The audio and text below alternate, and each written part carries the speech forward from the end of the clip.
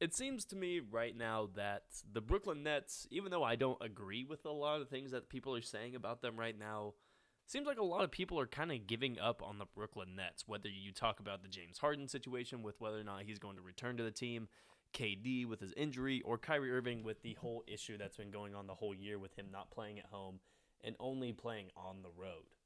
Not only this, but they have a weird sort of cast of side members who are just either out of the lineup, like in cases of Joe Harris. Blake Griffin was benched earlier in the season. LaMarcus Aldridge came back to the team after having to retire due to a medical issue last year, so he's kind of getting back into the swing of things right now. Joe Harris, I don't know if I already said that, but he's been injured. Bruce Brown has really been one of the few guys who's been consistent for the team. It's just a team right now that is in flux, and unlike the Lakers, who have somewhat sort of the same, issues, the Brooklyn Nets are still in fifth place in the Eastern Conference. They are 2.5 games behind the Miami Heat for the number one seed in the Eastern Conference and having home court advantage. Now, like I said earlier, Kyrie Irving cannot play at home, so having home court advantage would actually be somewhat of a deterrent for the Brooklyn Nets. So being at that fifth seed is actually sort of a blessing in disguise, I guess you could say. However, if I'm the Brooklyn Nets and I am looking at the situation not only with my team, but for other teams in our conference, I recognize an issue that not only we have with Kyrie Irving, but with the Philadelphia 76ers have with Ben Simmons. Obviously, there is the issue that Ben Simmons just does not want to play in Philadelphia. And not only does he not want to play there, he's going to be paid about $35 million, or he's going to be paid, or he's going to be on the books for $35 million, and it's just pretty much going to go to waste. Now, I've been sort of clear in my own words with how I feel about Ben Simmons, and I just want to, make it clear that I think Ben Simmons, when he is playing, is a top 10 to top 15 player in the NBA.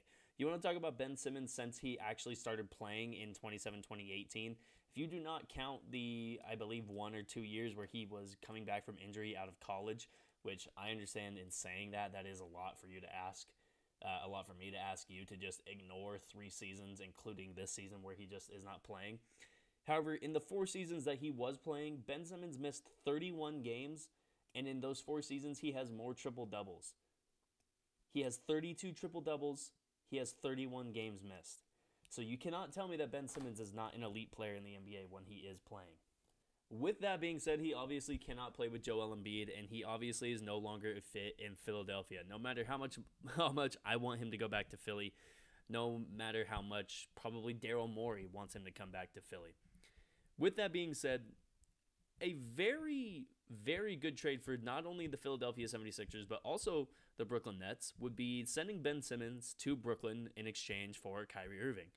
Not only would Kyrie Irving be able to play more games in a season, which I'm sure would be good for him, I think it would get both of these teams out of undesirable situations. And for Brooklyn, it's obviously undesirable for them to have one of the best point guards in the NBA off the court every time they're playing at home.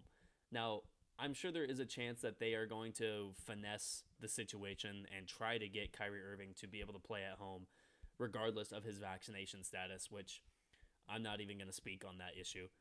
However, if they are not able to figure that out by the trade deadline, which is about 10 to 11 days away at this point, a trade for Ben Simmons not only gives them an elite player, it gives them a player that they can count on for a majority, or at least more games than they would be able to, than they could count on Kyrie Irving for in terms of being available to play.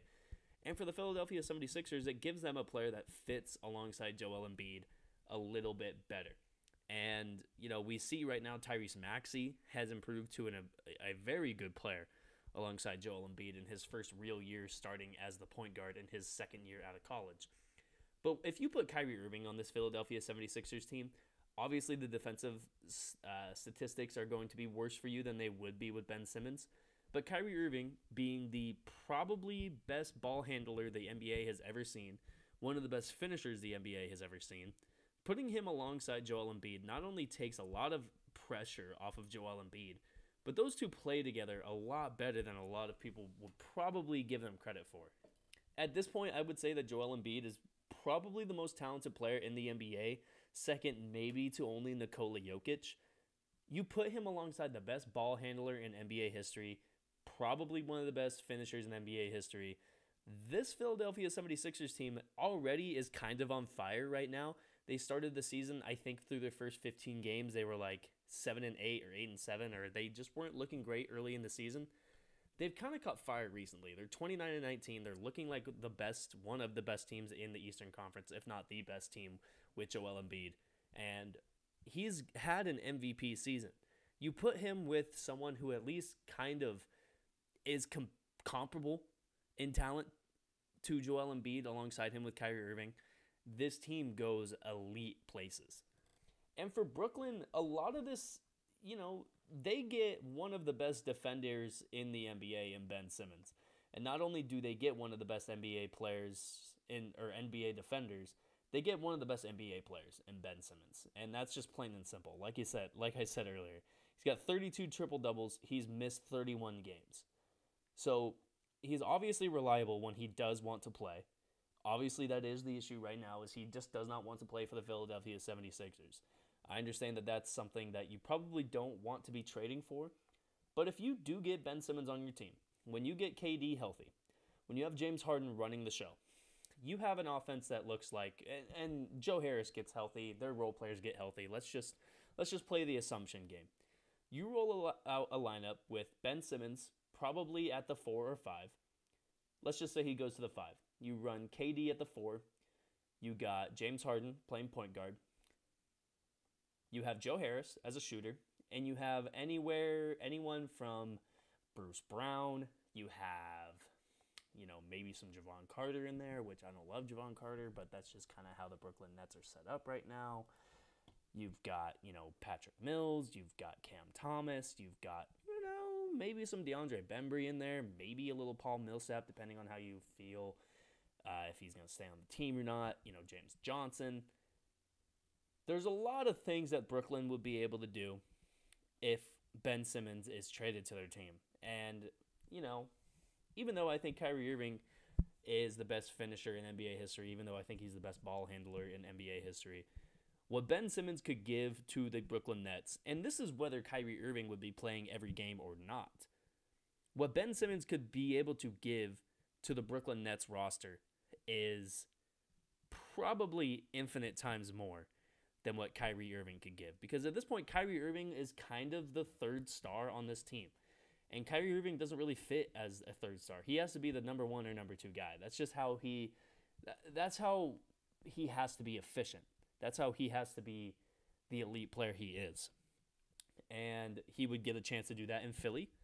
And Ben Simmons would have a chance to just come to the Brooklyn Nets and be a little bit of the same situation that Andrew Wiggins has been with Golden State. Go to an elite team that wants to win and that knows what your position is going to be, what your desired role is going to be when you get to the team. And I think if Ben Simmons goes to Brooklyn and he becomes that 4 or 5 and is just an elite rim runner, he's an elite rebounder, he's an elite playmaker in space, he can get the ball in transition and do literally anything you want. Him in Brooklyn does more than Kyrie Irving does in Brooklyn. But Kyrie Irving would do more in Philly than Ben Simmons obviously could do at this point. So I think a trade between these two not only has to happen, but I would almost guarantee that it should happen.